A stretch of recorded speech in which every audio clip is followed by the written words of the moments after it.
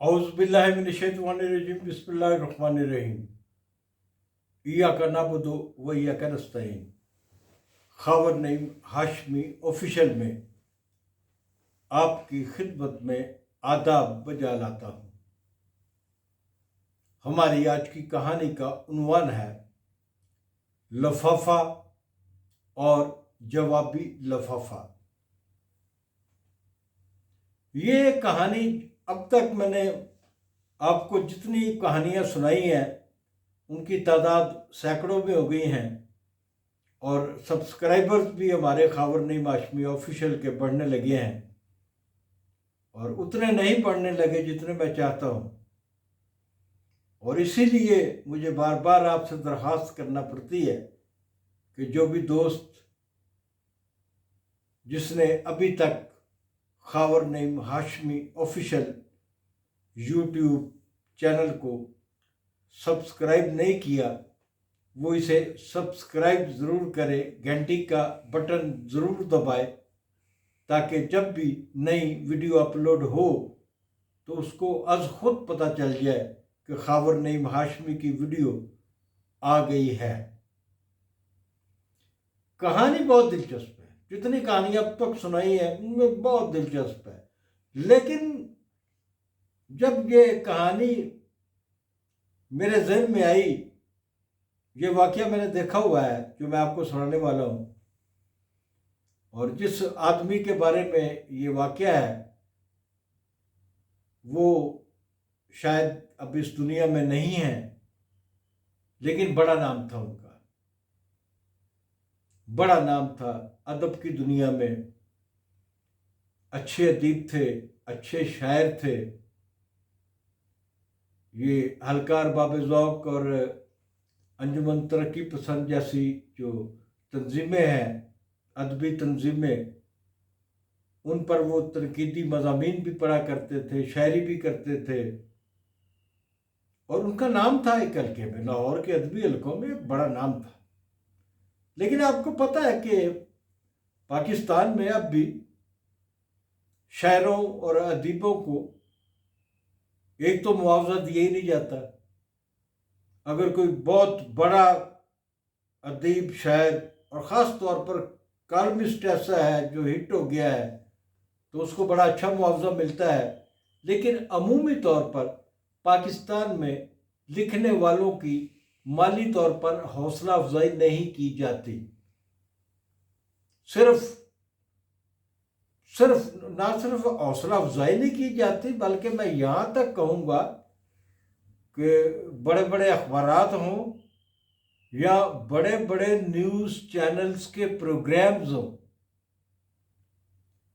वहाँ लिखने वालों और यहाँ बोलने वालों, मैं बहुत सारे लोगों को जानता हूँ जो सिफारिशों से एडजस्ट हुए हैं, जो मंथलियाँ बीत देते हैं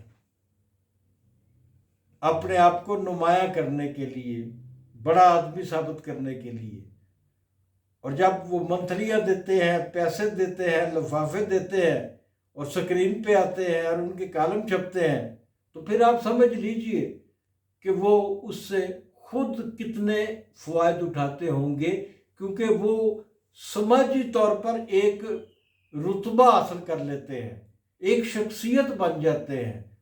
उनकी बड़े बड़े अहम ओहदों पे बैठे हुए लोगों से वज़ीर आज़म हों या सदूर हों या वज़ीर हों, ब्यूरोक्रेट हों, सेक्रेटरी हों, चीफ सेक्रेटरी हों, जितने भी लोग होते हैं उन तक रसाई हो जाती है, दोस्तियाँ हो जाती हैं। और ये इस तरह पाकिस्तान में जो अदब है, कल्चर है और ये सहाफ़त है, ये कारोबार की शक्ल इसी तरह आहिस्ता आहिस्ता इसने इख्तियार की है।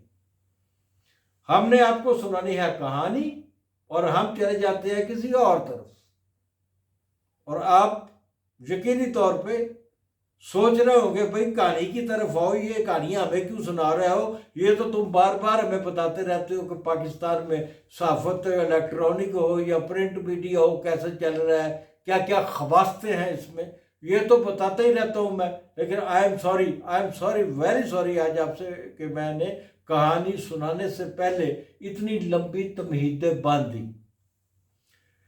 تو وہ صاحب جن کا ذکر کر رہا ہوں وہ شاعر تھے، ادیب تھے، نقاد تھے، ان کی کئی کتابیں مارکیٹ میں آ چکی ہیں، اور وہ سرکاری ملازمت بھی کرتے تھے، لیکن ان تمام کمائیوں سے ان کے گھر کے اخراجات پورے نہیں ہوتے تھے۔ انہوں نے گھر میں خوشحالی کے لیے ایک نیا راستہ نکالا، اور کمال کا راستہ نکالا، کمال کا راستہ۔ میں تو جب یہ واقعہ میرے سامنے آیا، میں اش کر اٹھا اس کے بندے کی ذہانت پہ کہ یار کمال کا ذہن۔ وہ راہ چلتے ہوئے پڑھے لکھے نوجوانوں سے انہیں روک کر سوال کرتا تھا، بیٹا کیا کرتے ہو؟ اچھا اچھا اچھا، نوکری نہیں ہے، بے روزگار۔ اچھا اچھا، کتنی ایجوکیشن ہے بیٹا آپ کی؟ گریجویٹ ہو، 2 سال سے بے روزگار ہو، اس ملک کا کیا بنے گا؟ تم نے ماسٹر کیا ہوا ہے؟ ماسٹر کیا ہوا ہے اور تمہیں کوئی لیکچرر کی نوکری بھی نہیں ملتی؟ اچھا، نوکریوں پر پابندی لگی ہوئی ہے؟ آپ کے تو بہت پریشانیاں ہوں گی، گھر میں بہت مسائل ہوں گے آپ کے۔ اس طرح وہ جن نوجوانوں کو ملتا راہ چلتے ہوئے ان سے مکالمے کرتا اور سلیکٹ کرتا کسی ایک آدمی کو کہ اچھا آج سے تم میرے ملازم ہو گئے، میں تمہیں 25,000 روپے، 30,000 روپے یا 50,000 روپے مہینہ دیا کروں گا، اور کام بھی کوئی اتنا بڑا نہیں ہے، کام صرف یہ ہے کہ تم نے میرے ساتھ رہنا ہے، میرے گھر میں، گھر کا فرد بن کے، کام کاج کوئی نہیں کرنا۔ یہ جو میں تم پہ مہربانی کر رہا ہوں اس کو جو مرضی سمجھو، میں سمجھتا ہوں کہ ایک ثواب کا کام میں کر رہا ہوں، تو کچھ مجھے کام پڑا کرے گا تو میں آپ کو بتا دیا کروں گا، لیکن میں آپ کو معقول رقم دیا کروں گا اپنے پاس رہنے کی۔ جب وہ نوجوان اس کے ہتھے چڑھ جاتا، اس کے گھر چلا جاتا، تو کچھ دن تو وہ خاموش رہتے، پھر اسے کہتے کہ یار میں نے تمہیں آج ایک کام بھیجنا ہے۔ اسے وہ ایک بند لفافہ دیتے جس کے اوپر کانفیڈینشل لکھا ہوتا، اور بند لفافے کو پوری طرح اس کے پیپر کو پیچھے سے چپکاتے تاکہ اسے کوئی کھول نہ سکے، اور اس نوجوان سے جسے وہ سڑک سے اپنے گھر لایا تھا کہتا کہ بیٹا یہ ایڈریس ہے، اس ایڈریس پہ میرا یہ لفافہ جو ہے یہ آپ بھجوا دیں، آپ لے کر چلے جائیں۔ جب آپ یہ لفافہ صاحبہ خانہ کو دیں گے تو وہ آپ کو ایک جوابی لفافہ دے گا، بیٹا آپ نے اس جوابی لفافے کو کھولنا نہیں ہے، کھولنے کی کوشش نہیں کرنی ہے۔ اگر آپ نے اس جوابی لفافے کو کھولنے کی کوشش کی اور مجھے وہاں سے اشارہ بھی مل گیا کہ اس کو ہاتھ لگایا گیا ہے، تو آپ کی ہمیشہ کے لیے چھٹی کرا دوں گا، پھر آپ میرے گھر میں نہیں رہو گے۔ اسی طرح اس نے کئی ملازم رکھے اور ان سے یہ کام لیتا رہا۔ ایک بار ایک بہت ہی چالاک قسم کا نوجوان اس کے ہتھے لگ گیا، بہت ذہین، چالاک، عیار قسم کا لڑکا، کلیور، دماغی طور پر حاضر۔ اس کو یہ ڈیوٹی دی گئی کہ یہ ایک میرے دوست کے نام خط ہے، ان تک پہنچانا ہے، وہ میرے دوست اس خط کا جواب دیں گے اور آپ نے وہ جواب لا کر مجھے واپس کرنا ہے۔ وہ نوجوان بند لفافہ لے کر اس شخص کے گھر چلا جاتا ہے جس کا ایڈریس اسے دیا گیا تھا۔ وہ آدمی اس لڑکے کو اپنے ڈرائنگ روم میں بٹھاتا ہے، چائے وائے پلاتا ہے، حال چال پوچھتا ہے، اس کے بعد اپنی جیب سے ایک لفافہ نکالتا ہے اور اس کے حوالے کر دیتا ہے لڑکے کے۔ وہ آدمی جس نے لفافہ وصول کیا تھا، وہ جب جوابی لفافہ دیتا ہے تو اس کو یہ نہیں کہتا کہ یہ لفافہ جا کے اس آدمی کو دے دو جس نے تمہیں بھیجا ہے، بس وہ اس کے ہاتھ پکڑتا ہے لڑکے کا، اس کے ہاتھ پہ لفافہ رکھتا ہے اور لفافے کے اوپر پھر اپنا ہاتھ رکھتا ہے اور اسے کہتا ہے کہ اللہ تعالیٰ آپ کی مصیبتیں دور کرے، آپ کے مسائل حل کرے، اللہ تعالیٰ آپ کو آپ کی جو ذمہ داریاں ہیں ان سے نبرد آزما کرے۔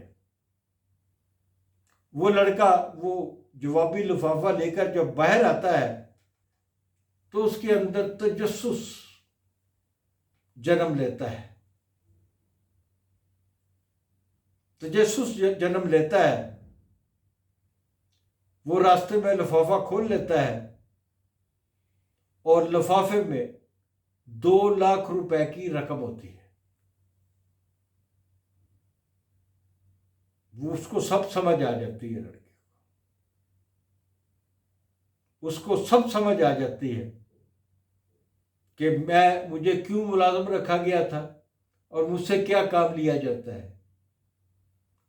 وہ صاحب جن نوجوانوں کو اپنے گھر میں رکھتے تھے اور لفافہ دیتے تھے، لفافے میں یہ لکھتے تھے کہ یہ نوجوان جو آپ کے پاس آ رہا ہے یہ بے روزگار ہے، ان کے گھر میں وسائل نہیں ہیں، اس کے 3-4 چھوٹے بہن بھائی ہیں، اس کی بہن 18 سال کی ہو گئی ہے، انہوں نے اس کی شادی طے کر دی ہے، شادی کے لیے ان کے پاس پیسے نہیں ہیں، میں نے تھوڑی بہت ان کی مدد کی ہے، کچھ اور لوگوں سے بھی کہا ہے کہ اس کی مدد کریں، لیکن میری آپ سے گزارش ہے کہ چونکہ آپ صاحب حیثیت ہے، آپ زیادہ سے زیادہ اس کی مالی امداد کریں تاکہ یہ خوشیوں کے ساتھ اپنی بہن کو اپنے سسرال میں رخصت کر سکے، اس کی شادی کر سکے۔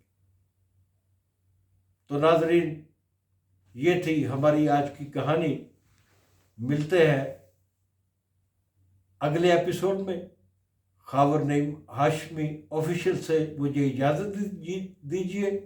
جاتے جاتے درخواست کروں گا خاور نعیم ہاشمی آفیشیل یوٹیوب چینل کو سبسکرائب ضرور کریں۔ تھینک یو، شکریہ۔